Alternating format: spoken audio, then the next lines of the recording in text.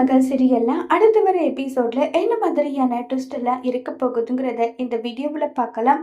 சேதுவுக்கு ஐஸ்வர்யா கிட்ட பேசினது தப்புன்றது புரியுது. உடனே சேது, ஐஸ்வர்யா என்னை மன்னிச்சிடு, நான் இப்ப இருந்த மனநிலை வேற, அதனால உன்கிட்ட கோவப்பட்டு பேசிட்டேன்னு சொல்லிட்டு இருக்காங்க.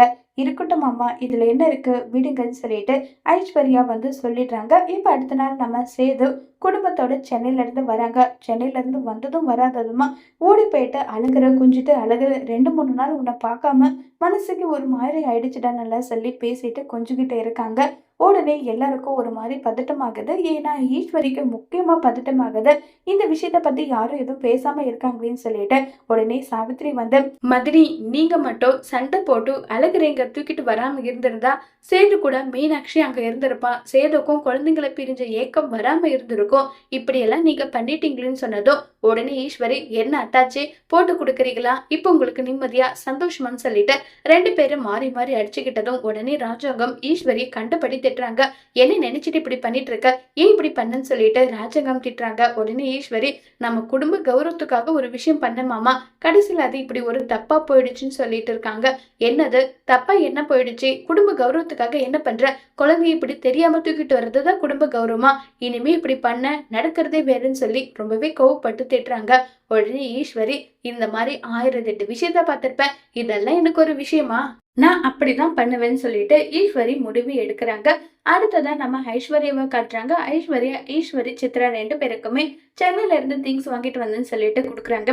இதுதான் ரத்த சொந்தன்றதுன்னு சொல்லிட்டு ஈஸ்வரி அந்த திங்ஸை வாங்கிட்டு இருக்காங்க. உடனே சித்ரா வந்து, இங்க பாரு ஐஸ்வர்யா, நீயும் சேதுவும் புருஷன் பொண்டாட்டியா வாழணுன்றதுக்காக தான் இப்படி ஒரு விஷயமே நாங்க பண்ணணும்னு சொல்லிட்டு நடந்த விஷயத்த சொல்றாங்க. என்ன பண்ணிட்டு இருக்கீங்க, அப்படி ஒரு வாழ்க்கை எனக்கு வேண்டவே வேண்டாம். சேது மாமாவுக்கு கல்யாணம் ஆயிட்டு குழந்தை பிறக்க போகுதுன்ற விஷயம் எனக்கு தெரிஞ்சுதானே நான் அவரை கல்யாணம் பண்ணிக்கிட்டேன். அவரு எனக்கு கொஞ்ச நாள் டைம் கொடுன்னு சொல்லி கேட்டிருக்காரு. கண்டிப்பா அந்த டைமை நான் கொடுப்பேன்னு சொல்லிட்டு ஐஸ்வர்யா வேற விதமா பேசுறாங்க. இதை கேட்டதுமே சித்ராவுக்கும் ஈஸ்வரிக்கும் பயங்கர ஷாக்கிங்கா இருக்கு.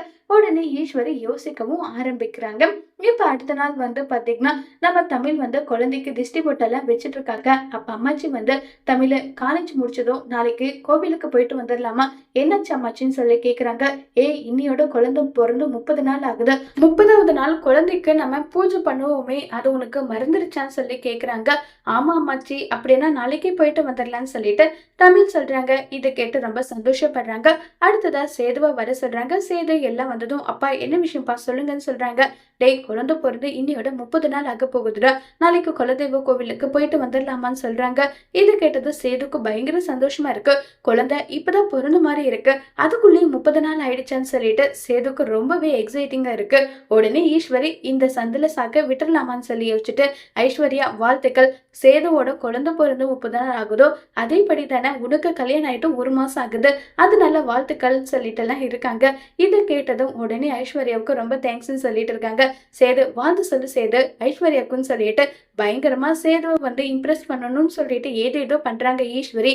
அப்ப கூட சேதுவோட மனசு மாறுமா இல்லையாங்கிறத வரப்போற எபிசோட்ல வெயிட் பண்ணி பார்க்கலாம். தேங்க்யூ.